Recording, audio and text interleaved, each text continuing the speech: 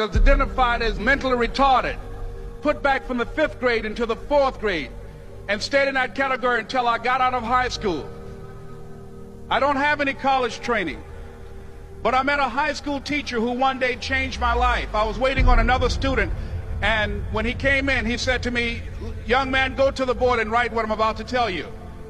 And I said, I can't do that, sir. He said, "Why not?" I said, "I'm not one of your students." He said, "It doesn't matter. Follow my directions now." I said, "I can't do that, sir." He said, "Why not?" I said, "Because I'm educable mentally retarded." And he came from behind his desk and he looked at me. He said, "Don't ever say that again. Someone's opinion of you does not have to become your reality." And as he talked, my heart began to beat fast. Tears began to run down my eyes, and I was in the back just listening to him, because the speech he was giving, that speech was for me. And he said, "Les Brown," he said, "if you want to do anything worthwhile in life, you've got to be hungry." I told Mr. Washington I wanted to become a disc jockey. And so I started working to develop myself. He said, "I want you to practice every day being a disc jockey." I said, "But I don't have any job now." He said, "It doesn't matter." He said that it's better to be prepared for an opportunity and not have one than to have an opportunity and not be prepared. And as I was working to develop myself, I applied for a job as a disc jockey, WMBM on Miami Beach. I went to a guy named Milton Butterball. I said, "How you doing, Mr. Butterball? I'd like to get a job as a disc jockey." He looked at me, he said, "Do you have any broadcast background?" I said, "No, sir, I don't." "Do you have any journalism background?" I said, "No, sir, I don't." He said, "We don't have any jobs available." I said, "Yes, sir." I went back to Mr. Washington and I told him. He said, "Don't take it personally." He said, "Most people are so negative, they will have to say no 7 times before they say yes." He said, "Go back again." So I went back again. I said, "How you doing, Mr. Butterball? My name is Les Brown." He said, "I know what your name is. What do you want?" I said, "I'd like to know whether or not you have any jobs at disc jockey, sir." He said, "Didn't I just tell you yesterday we didn't have any jobs?" I said, "Yes, sir, but I know whether or not somebody got laid off or somebody was fired, sir." He said, "No one was laid off or fired. Now get on out of here." I came back the next day like I was seeing him for the first time. I said, "Hello, Mr. Butterball, how are you?" He looked at me with rage. He said, "Go get me some coffee." I said, "Yes, sir." And I went to get him some coffee. After a while, I would get their lunch and dinner, and I would go in the control rooms and take the disc jockeys their food, and I would not leave until they would ask me to leave.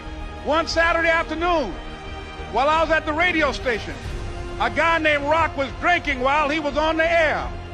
I was the only one there, looking at him through the control room windows, walking back and forth, young, ready, and hungry. Pretty soon the phone rang, and it was the general manager. And I answered the phone. I said, "Hello?" He said, "Les, this is Mr. Klein." I said, "I know." He said, "Rock can't finish his program." I said, "I know." He said, "Would you call one of the other DJs in?" I said, "Yes, sir."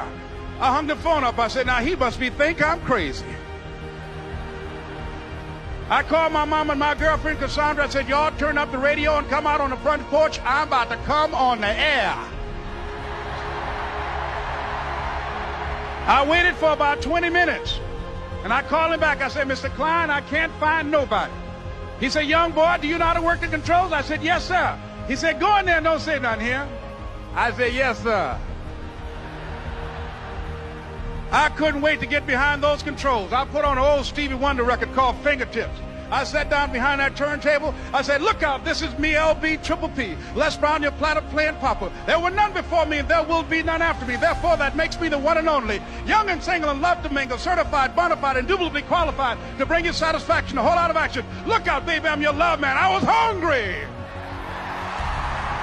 I was hungry. You got to be hungry. Begin to know that you have greatness within you. And if just one of you here begin to envision yourselves as being blessed and highly favored to reach your goals, if just one of you capture the essence of what that means, that you have greatness within you and a responsibility to manifest that greatness, that you can make your parents proud, you can make your school proud, You can touch millions of people's lives, and the world will never be the same again because you came this way. It was hard, ladies and gentlemen, coming to speak to people. And I was facing financial difficulties in my own life. I was behind on my bills and my dreams, and I'm saying to them, you can live your dream. It was hard, ladies and gentlemen. It was very difficult to pick myself up each day believing that I could do it. There were times that I doubted myself. I used to ask myself, can I do this? And something said within me, you're the one. Don't give up on your dream. By continuing to push forward, by continuing to run toward my dream, that one day I would have my own talk show. It's a long shot, ladies and gentlemen, from Liberty City, an abandoned building on a floor, never knowing my mother or father. It's a long shot. Being here with you today in this dome in Atlanta, it's a long shot. No college training, labeled educable, mentally retarded, but I kept running toward my dream. Don't stop. Don't stop running toward your dream.